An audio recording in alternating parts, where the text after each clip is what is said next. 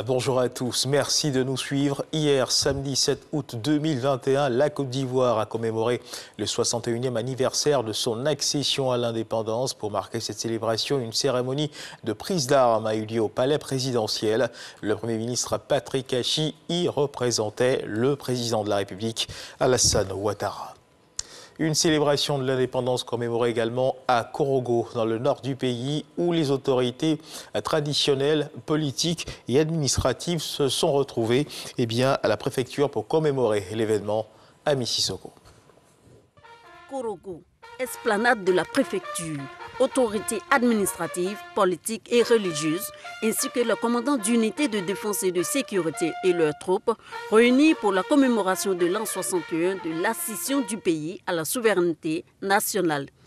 Dans son adresse, André Ekponon a passé en revue les nombreuses actions de développement du gouvernement dans sa circonscription administrative.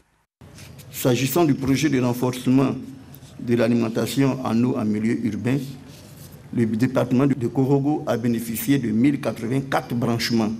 En matière sanitaire, il y a 8 centres de santé qui ont été construits.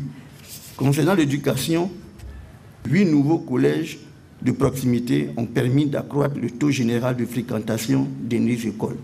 Le préfet du Poro n'a pas manqué de rappeler ses administrés au respect des mesures barrières contre la Covid-19 et surtout à se faire vacciner. Cette cérémonie commémorative de l'an 61 de la Côte d'Ivoire est la dernière que célèbre le préfet André Ekponon, qui a annoncé son départ à la retraite pour très bientôt, après 40 ans de service. Et pour renforcer les capacités des petits acteurs de la filière bois, une ONG dénommée AVSI a mis en œuvre un projet d'appui à la structuration et à l'amélioration de leurs activités. Pendant une année, 16 acteurs de la filière bois ont bénéficié de formations dans plusieurs domaines.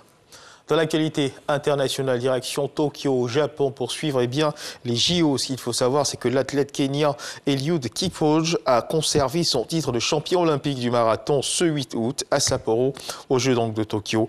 Le Kenya apporte à son pays une 4e médaille en or durant ces JO 2021. L'homme qui a couru le marathon en moins de 2 heures, 1 h 59 minutes et 40 secondes, record non homologué, a cette fois mis 2 heures, 8 minutes et 38 secondes pour couvrir les 42,195 km.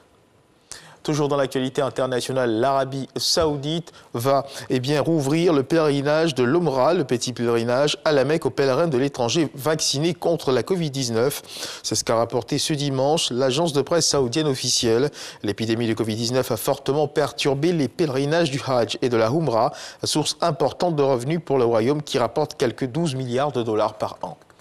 Et puis ce qu'il faut également savoir, c'est qu'en Afghanistan, les talibans poursuivent leur avancée. La ville de Kunduz, au nord du pays, est tombée aux mains des talibans ce dimanche après de violents affrontements avec l'armée afghane. Et la ville de Sarepul, dans le nord-ouest du pays, est à son tour tombée ce dimanche aux mains des talibans qui s'emparent ainsi d'une 4e capitale de province en 3 jours. Et dans le cadre du Dimanche Magazine de ce dimanche, donc, nous recevrons monsieur le directeur général de la Poste de Côte d'Ivoire, monsieur Nyamba Yao, avec lequel nous parlerons de ce congrès de l'UPU, le congrès postal universel qui s'ouvre demain lundi à Abidjan. Quels sont les enjeux de ce congrès et quelles retombées pour la Côte d'Ivoire? Pour avoir réponse à ces questions, suivez le journal Magazine de ce 13h. On se retrouve à 13h pour l'édition.